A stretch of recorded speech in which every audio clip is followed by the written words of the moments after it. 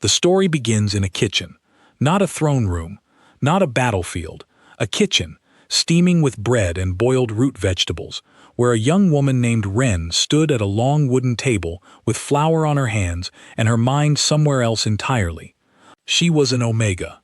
In the world of the Ashwood Pack, that word came with a weight most people never had to carry.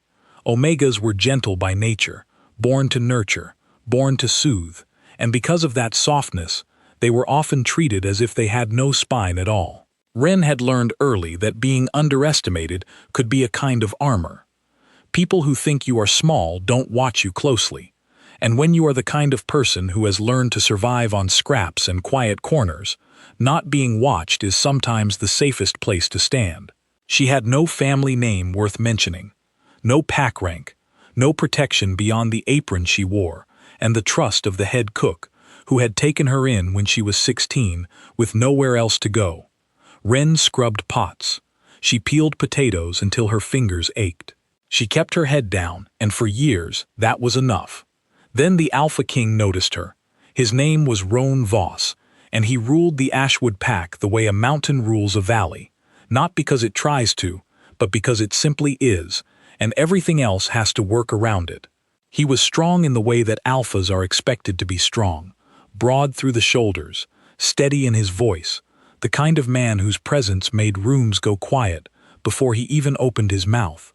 He had responsibilities that stretched far beyond himself, treaties, borders, a council of elders who watched his every move like hawks circling a rabbit, waiting for him to slip. Nobody expected him to fall for a kitchen Omega, least of all Roan. It didn't happen the way stories like to pretend it does, with a single dramatic glance across a crowded hall. It happened slowly, the way trust usually does. He came down to the kitchens late one night, after a council meeting had drained him of every ounce of patience he owned, looking for something simple to eat, something that didn't come with politics attached to it. He found Wren instead, sitting alone at the servants' table, laughing quietly to herself at something written in a battered book she was reading by candlelight. He asked what was funny. She looked up, startled that the king of the whole pack was standing in her kitchen at midnight, and after a pause, she told him. It wasn't anything important, a silly line in an old folk tale about a fox who kept losing arguments with a chicken. But Roan laughed too, really laughed, in a way none of his advisors had heard from him in months. He kept coming back after that, not every night, not even every week, but often enough that Wren started leaving a second cup of tea out, just in case. Often enough that the head cook noticed and said nothing, because some things are better left unspoken. Often enough that the space between the king and the kitchen Omega stopped feeling like a distance at all, and started feeling like something else. Something neither of them had a name for yet, but both of them recognized in the quiet, in the way conversations lingered longer than they needed to, in the way Roan would find any excuse, checking on supplies, asking about a recipe, anything, just to be in the same room as her a little longer. Wren knew what she was. She knew what he was. She knew the council would never accept a kitchen Omega as anything close to a king's mate. But there is a particular kind of foolishness that comes with being cared for by someone powerful, a kind of foolishness that convinces you that maybe, just maybe, the rules bend for real feelings. She let herself believe it. For a little while, she let herself believe that this could be simple. It wasn't. The old beta of the pack, a stern woman named Dell, who had served 3 generations of Voss rulers, discovered a serious problem in the pack's financial ledgers. Money was missing. Not a small amount, either. Enough to matter. Enough that whoever had taken it clearly understood how the books worked and had been skimming from them for months. The investigation that followed was fast, and it was ugly, and it landed on Wren's doorstep with almost no warning at all. Someone had planted evidence. A scrap of parchment with figures written in a hand made to look like hers. A coin purse, stitched with thread that matched fabric from the kitchens, found hidden in a place only someone with kitchen access could have reached, and underneath all of it, faintly but unmistakably, Wren's scent, though she had never touched any of it, never been near the beta's private study where the ledgers were kept. She would learn much later that it had been arranged by a rival house, a family angling to have their own daughter positioned as Roan's mate, who saw an Omega with no rank and no protection as the easiest possible target. Frame someone who can't defend themselves. Watch the king's affection curdle into suspicion. Clear the path. At the time, Wren didn't know any of that. All she knew was that Dell's guards came to question her, that the head cook who had raised her looked away rather than meet her eyes, and that Roan, her Roan, the man who had laughed with her over a silly story about a fox, did not come to her defense fast enough. It wasn't that he believed she was guilty. It was that he hesitated. A king has to weigh evidence. A king has to be seen weighing evidence, even when his gut tells him something different. That hesitation, small as it was, lasted only a single day. For Wren, one day was enough. She was 3 weeks pregnant, and she knew it. She hadn't told him yet. She'd been waiting for the right moment, some quiet evening when the timing felt safe. But sitting in a cold room being questioned by guards who used to nod politely to her in the hallways, she understood something with total clarity. There was no safe moment coming. Not for her. Not for a child that would be born to a disgraced kitchen Omega, accused of theft, whose only protector had taken a full day to decide whether or not to trust her. She left that same night. She didn't take much, a few coins she'd saved from years of small kindnesses and careful thrift, a cloak, the battered book of folk tales that had started everything, and a baby that no one else in the world knew existed yet. She crossed the pack border before sunrise and didn't look back. Roan discovered she was gone by midday. He also discovered, within another 2 days, that the evidence against her had holes in it wide enough to walk a wolf through. The parchment's handwriting, examined more closely, wasn't a perfect match. The coin purse's thread came from a bolt of fabric that had never been ordered by the kitchens at all. By the time he understood how badly he had failed her, Wren was already 3 counties away, and the trail her scent left behind had gone cold in the rain. He searched anyway. For 5 years he searched. He sent trackers to every human town within a week's ride. He quietly reached out to contacts in packs 2 territories over, careful never to reveal exactly who he was looking for or why, careful to protect whatever was left of her privacy, even in his desperation to find her. He burned through favors that took years to rebuild. He turned down 2 political marriages proposed by the council, citing duty and timing, and a dozen other excuses that were really just one excuse: wearing different clothes. He was not ready to let go of a woman who had run from him with good reason. But 5 years is a long time, and a king cannot simply stop being a king while he waits. The council eventually won the argument they'd been making since the day Wren disappeared. Roan needed an heir, not eventually, now. The pack's stability depended on a clear line of succession, and an alpha king without one was a king other packs saw as vulnerable. So Roan agreed to a political match, a mate chosen by careful negotiation rather than by anything resembling the laughter he remembered from a kitchen at midnight. The marriage was not unkind. It simply wasn't what he'd had before. His new mate understood the arrangement for what it was, and there was a quiet, business-like respect between them that neither of them mistook for anything deeper. She gave him a son the following year. She did not survive the birth. Roan was left with a motherless infant and a grief that had 2 separate shapes to it. One for the woman he'd lost twice over, and one for the child now growing up in a castle that could feel, at times, more like a museum than a home. He named the boy Callan, and he raised him as best a grieving king knows how to raise anyone, which is to say, with resources, with tutors, with guards at every door, and with far less warmth than either of them actually needed. Meanwhile, 2 counties away, in a small human town that had never heard of the Ashwood Pack, Wren was raising a son of her own. She'd told the townspeople her husband had died before the boy was born. It was easier than explaining wolves and packs and kings to people who had no framework for any of it. She took work waitressing at first, then cleaning houses. Then, once she'd saved enough and studied hard enough at night after her son was asleep, she earned a teaching certificate.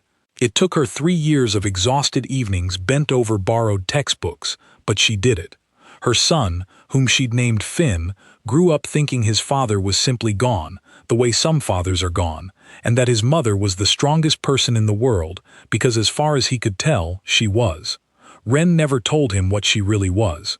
Not because she was ashamed of it, but because the life she'd built for him was safer without wolves in it. She kept her omega nature quiet, blended into human routines, and taught herself to walk through the world looking like nothing more than an ordinary widowed mother with an ordinary son and an ordinary unremarkable life. It was a good life. It wasn't the life she'd imagined at 19, laughing over folk tales with a king, but it was steady, and it was hers, and after the first year of aching for what she'd lost, she stopped letting herself imagine any other version of it. Then a teaching position opened up at a manor 2 towns over. The pay was better than anything she'd been offered before, and the family, some wealthy household she knew almost nothing about, needed a tutor for a young boy who apparently struggled to connect with the string of instructors his father had hired and dismissed over the years. Ren needed the money. Finn was growing, and growing boys need more than a school teacher's modest salary can easily cover. She took the job without asking too many questions about who employed her. That was, in hindsight, a mistake born entirely of exhaustion and practicality. She'd stopped being careful in the way she used to be, back when every decision felt like it might expose her. 5 years of quiet safety will do that to a person. It softens the instincts that once kept you alive. She didn't recognize the manor's crest when the carriage first pulled through its gates. It had been repainted since she'd last seen it, the colors slightly different, the design updated by whoever handled such things now. She noticed guards who moved with a familiar kind of discipline and told herself it was simply how wealthy human households operated these days, security being what it was. She met her new student in a bright, high-ceilinged study, lined with books he clearly didn't read very often. His name was Callan. He was 7, with dark, watchful eyes and the kind of guarded politeness that children learn when they've been raised by staff instead of parents. He didn't smile when she introduced herself. He simply studied her the way a much older person might, as if deciding whether she, too, would eventually give up on him the way the others had. Ren recognized that look. She'd worn it herself, once, in a kitchen that wasn't her own. She didn't push him. She didn't try to charm him the way the other tutors apparently had, filling silence with forced enthusiasm. Instead, on that very first day, she simply pulled a chair up next to his, opened a history book to a random page, and asked him what he thought about the choices some long-dead ruler had made. Not what he'd been taught to think, what he actually thought. Nobody had ever asked Callan that question before. He talked for almost an hour. Ren mostly listened, nodding, occasionally pushing back gently when his logic had holes in it, treating his opinions with the same seriousness she would have given an adult's. By the end of the lesson, something in his shoulders had loosened that hadn't been loose when she arrived. She came back twice a week after that, and each time, the boy opened up a little more. He told her about his father, who was busy and important and loved him. Callan was sure of it, even though it sometimes felt like being loved from a great distance rather than up close. He told her about a half-brother he'd never met, a secret his father didn't know he'd overheard the staff whispering about years ago. Some woman, some scandal, some child hidden away somewhere. He told her things children tell adults they trust, without fully understanding the weight of what they're saying. Ren listened to every word and felt something cold settle in her stomach that she couldn't yet explain. She told herself it was nothing. Wealthy households had secrets, all of them. It didn't mean anything specific. It certainly didn't mean what some small, frightened part of her was starting to whisper it might mean. Then, one afternoon, Callan brought her something he'd written for his letters lesson, a short composition about the person he trusted most, an assignment given to him by a previous tutor months earlier that he'd never finished until now. He'd written about Ren. She doesn't flinch when I ask hard questions, the composition read, in careful, still-forming handwriting. Everyone else looks nervous, like I'm not supposed to ask them. She just answers me like I'm a real person. He'd been proud of it.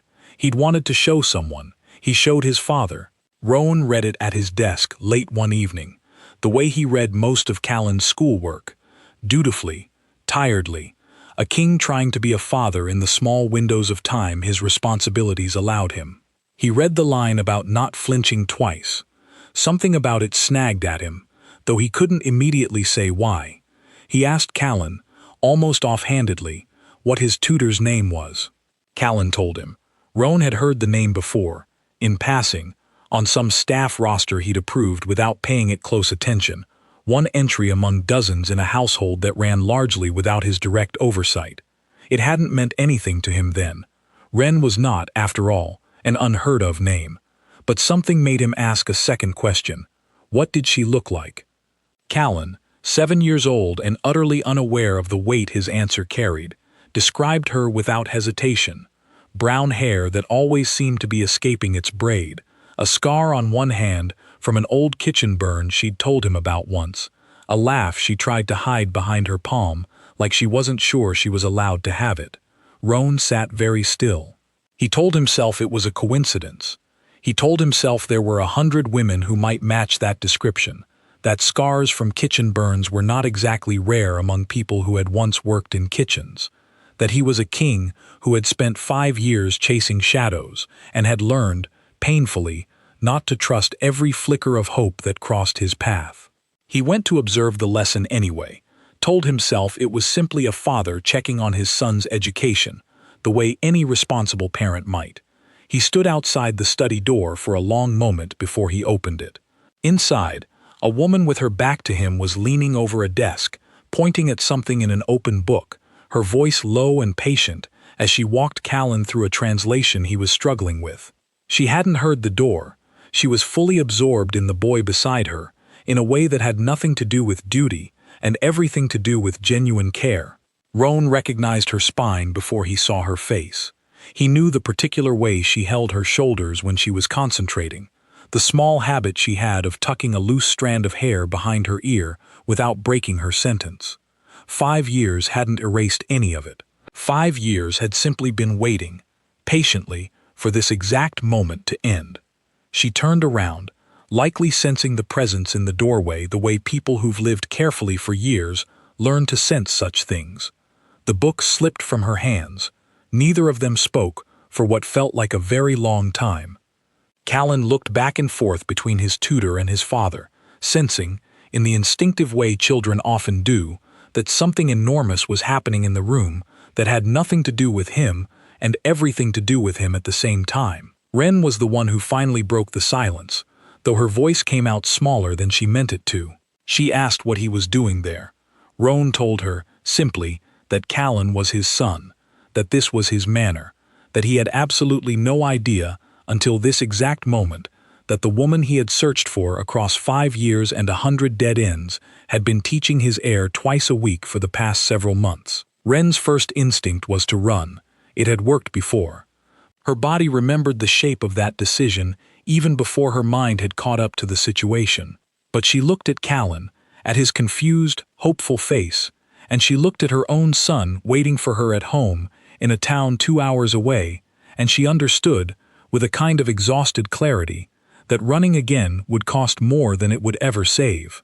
So she stayed, and they talked.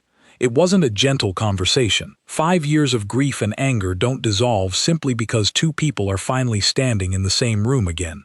Wren told him, in a voice that shook only slightly, about the day the guards came, about the parchment and the coin purse and the scent that wasn't hers, about how she had waited exactly 1 day for him to defend her, and he hadn't, and how 1 day had been enough to teach her that she and her unborn child were on their own. Roan didn't argue with her. He didn't make excuses, though he easily could have. A king has to weigh evidence. A king cannot simply trust blindly. A king answers to more than his own heart. He'd told himself all of that 1,000 times over 5 years of searching, and none of it had made the guilt any smaller. He simply said he was sorry, plainly, without dressing it up, and told her that the evidence against her had fallen apart within 2 days, that he had spent every year since trying to find her, that not a single one of those years had gone by without him thinking of her. Wren didn't forgive him on the spot. That would have been too easy, too neat, and she had learned, over 5 years of rebuilding her own strength from nothing, that easy forgiveness rarely holds up under weight. But she told him about Finn. She watched Roan's face when she said the word son, watched something in him crack open in a way she hadn't expected. He asked, very quietly, "How old?" She told him. He did the math without needing to be told twice what it meant.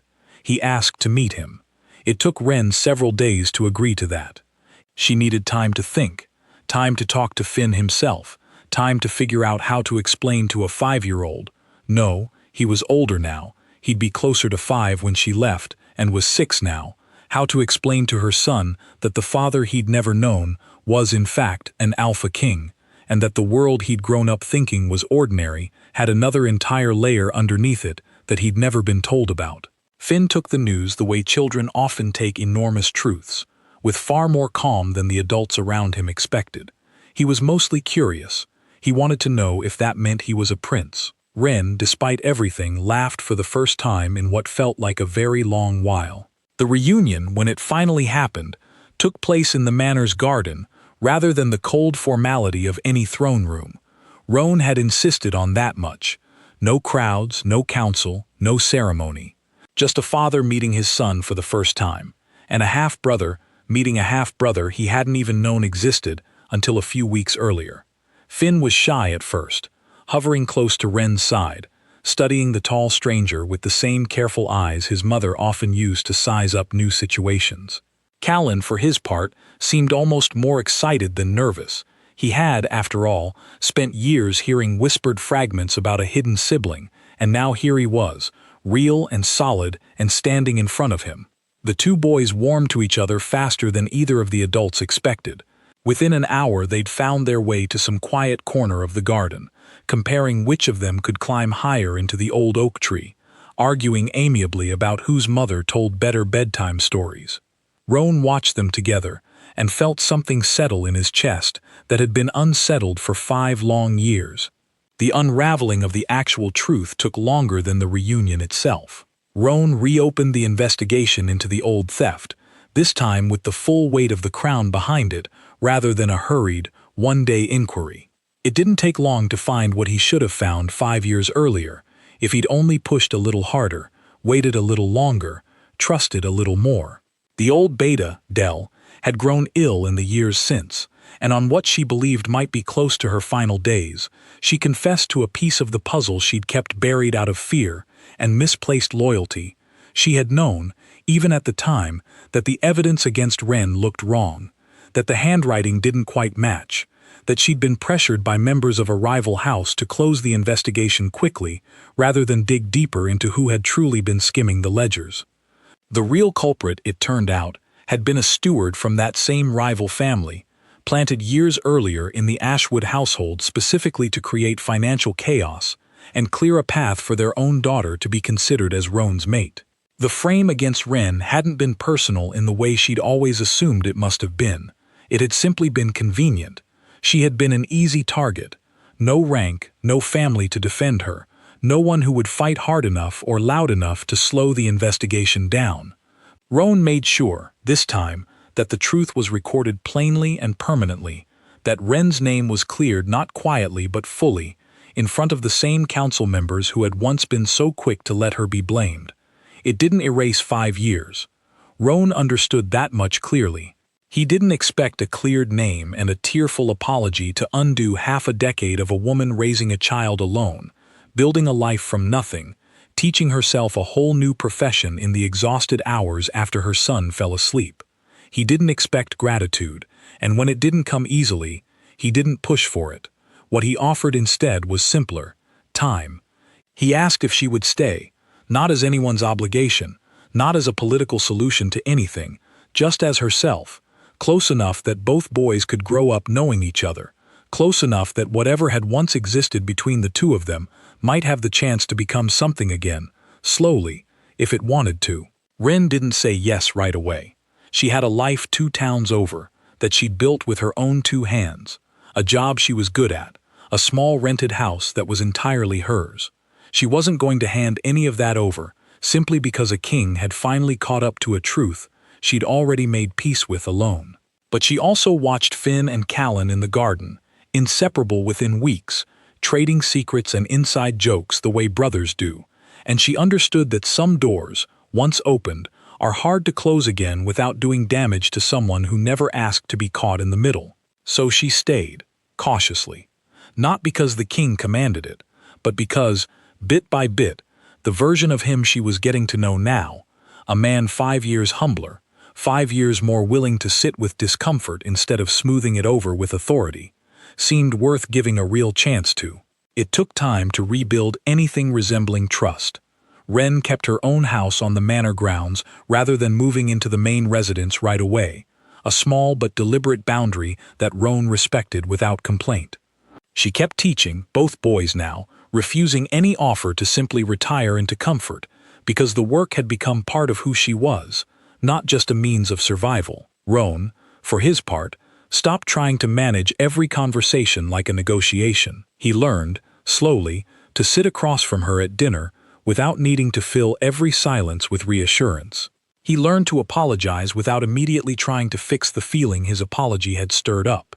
He learned that trust, once broken by a single day's hesitation, doesn't rebuild itself in a single day either, no matter how much a king might wish it could.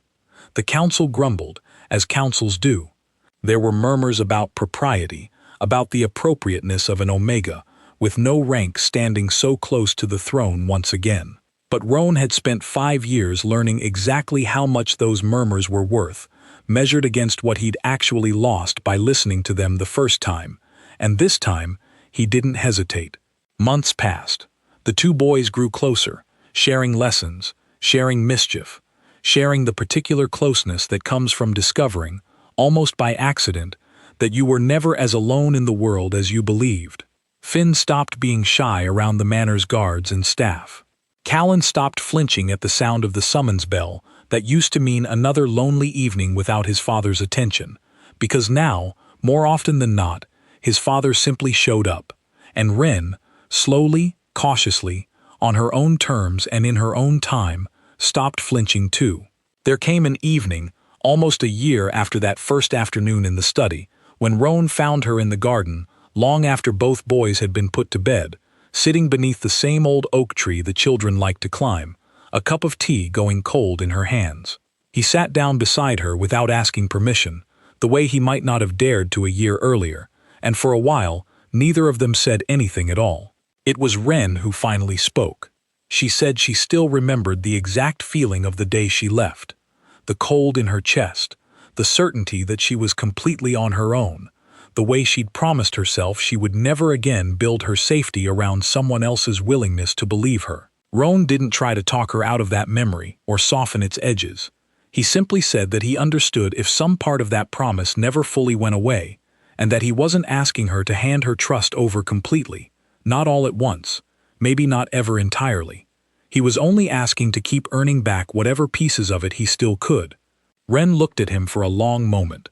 Then she did something she hadn't allowed herself to do freely in 5 long years. She let herself lean, just slightly, against his shoulder, testing the weight of it the way you test ice before deciding whether it will hold. It held. Neither of them called it anything grand that night. There was no dramatic declaration, no sweeping promise of forever. There was simply a woman who had rebuilt her whole life out of nothing, sitting beside a man who had finally learned, 5 years too late but not too late for good, what it meant to choose someone fully instead of hesitating even for a single day. Somewhere inside the manor, 2 boys who had grown up on opposite sides of a secret slept easily under the same roof, already closer than either of their parents had dared to hope for. And outside, beneath an old oak tree that had watched their sons climb its branches all summer long, Roan Voss finally understood what those 5 years of searching had actually been for. Not to drag Wren back to a life she'd fled, not to claim an heir or settle old business or satisfy a council's demand for order. They had been for this, the slow, unglamorous, deeply earned work of becoming someone worth being found by, someone worth staying for, someone whose hesitation would never again cost her a single day.